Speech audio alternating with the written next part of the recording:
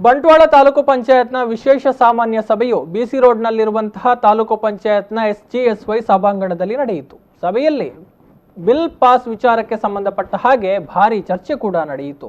ಖಜಾನಾ ಅಧಿಕಾರಿಯನ್ನ ಸಭೆಗೆ ಕರೆಸಿಕೊಂಡು ವಿಚಾರಣೆಯನ್ನು ಕೂಡ ಮಾಡಲಾಯಿತು.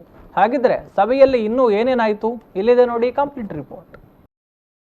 ಸಭೆಯಲ್ಲಿ ಮಾತನಾಡಿದ ತಾಲೂಕು ಪಂಚಾಯತ್ ಅಧ್ಯಕ್ಷ ಚಂದ್ರಹಾಸ ಕರ್ಕೇರ ಅವರು ಬಂಟ್ವಾಳ ತಾಲೂಕು ಪಂಚಾಯತ್ನ 2020-21ನೇ ಸಾಲಿನ 15ನೇ ಹಣಕಾಸು ಯೋಜನೆಯಲ್ಲಿ ಪ್ರತಿ ಸದಸ್ಯರಿಗೆ 5.9 ಲಕ್ಷ ರೂಪಾಯಿ ಅನುದಾನವನ್ನು ಮೀಸಲಿಡಲಾಗ್ತಾ ಇದ್ದು ಮೇ 28ರ ಸಂಜೆಯೊಳಗೆ ತಮ್ಮ ಕ್ಷೇತ್ರದ ಕಾಮಗಾರಿಗಳ ಪಟ್ಟಿ ನೀಡುವ ಹಾಗೆ ಸದಸ್ಯರಿಗೆ ಸೂಚಿಸಿದರು. ಇನ್ನು ಕಳೆದ ಸಾಲಿನ ತಾಲೂಕು ಪಂಚಾಯತ್ ಅನುದಾನದಲ್ಲಿ ಸುಮಾರು 90 ಲಕ್ಷ ರೂಪಾಯಿಗಳು ಹಿಂದಕ್ಕೆ ಹೋಗಿರೋದಕ್ಕೆ ಸದಸ್ಯ ಉಸ್ಮಾನ್ ಕರೋಪಾಡಿ ಆರಂಭದಲ್ಲೇ ಆಕ್ಷೇಪವನ್ನು ವ್ಯಕ್ತಪಡಿಸಿದ್ರು. ಇದಕ್ಕೆ ಸದಸ್ಯರಾದ ಹೈದರ್ ಕೈರಂಗಳ, ಪ್ರಭಾಕರ ಪ್ರಭು ಅವರು ಧ್ವನಿಗೂಡಿಸಿದ್ರು.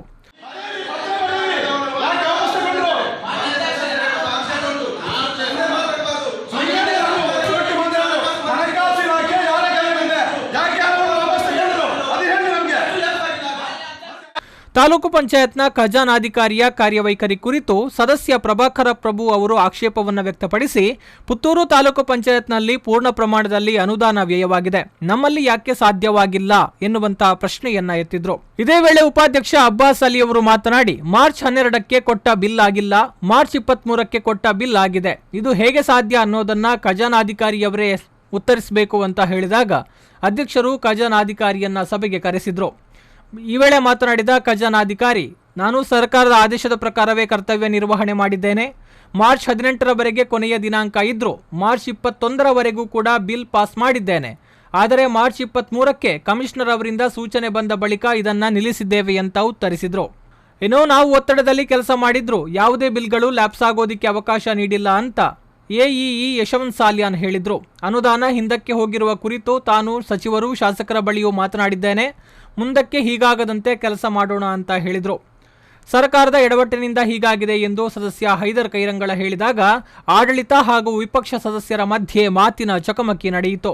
ಅನುದಾನ ಬಿಡುಗಡೆಯಾದ ನಂತರವೇ ಕ್ರಿಯಾಯೋಜನೆ ಮಾಡುವುದು. ನನ್ನ ಅನುದಾನದಲ್ಲಿ ನಾನು ಹೆಚ್ಚಿನ ಭಾಗವನ್ನ ಶಾಲಾ ಮತ್ತು ಅಂಗನವಾಡಿಗಳ ಅದಕ್ಕೆ ಬೇಕಾದಂಥ ಪೀಠೋಪಕರಣಗಳಿಗೆ ಬೇಕಾದಂಥ ವ್ಯವಸ್ಥೆಗಳಿಗೆ ನಾನು ಅನುದಾನವನ್ನು ಮೀಸಲಿಟ್ಟಿದ್ದೇನೆ. ನೀವು ಮಾರ್ಚ್ ಕಡೆಯ ಸಂದರ್ಭದಲ್ಲಿ ಮಾರ್ಚ್ ಕಡೆಯ ವಾರಕ್ಕೆ ಮಾತ್ರ ಬಿಲ್ಲನ್ನು ಮಾಡುವಂಥ ವ್ಯವಸ್ಥೆಯನ್ನು ಕಲ್ಪಿಸ್ತಾ ಇದ್ದೀರಿ. ಪ್ರತಿ ವರ್ಷವೂ ಸರ್ವೇ ಸಾಮಾನ್ಯ ಆಗಿದೆ. ಗ್ರಾಮ ಪಂಚಾಯತ್ನ 14ನೇ ಹಣಕಾಸಿನ ಅನುದಾನದಲ್ಲಿ ಲಾಕ್ಡೌನ್ನಿಂದ ಸಂಕಷ್ಟಕ್ಕೆ ಒಳಗಾದ ಕುಟುಂಬಗಳಿಗೆ ನೆರವು ನೀಡಲು ಕ್ರಮ ಕೈಗೊಳ್ಳುವಂತೆ ಸದಸ್ಯ ಆದಂ ಕುಂಜಿ ಸಲಹೆ ನೀಡಿದರು.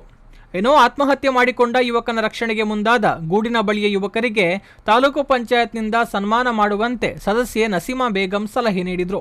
ಸಭೆಯಲ್ಲಿ ಸದಸ್ಯರಾದ ರಮೇಶ್ ಕುಡ್ಮೇರ್, ಯಶವಂತ ಪೊಳಲಿ, ಕೆ ಸಂಜೀವ ಪೂಜಾರಿ ಚರ್ಚೆಯಲ್ಲಿ ಪಾಲ್ಗೊಂಡರು. ವೇದಿಕೆಯಲ್ಲಿ ತಾಲೂಕು ಪಂಚಾಯತ್ ಸ್ಥಾಯಿ ಸಮಿತಿ ಅಧ್ಯಕ್ಷೆ ಮಲ್ಲಿಕಾ ಶೆಟ್ಟಿ ಉಪಸ್ಥಿತರಿದ್ದರು. Sandeep Salian, V4 News 24/7 Bantwal.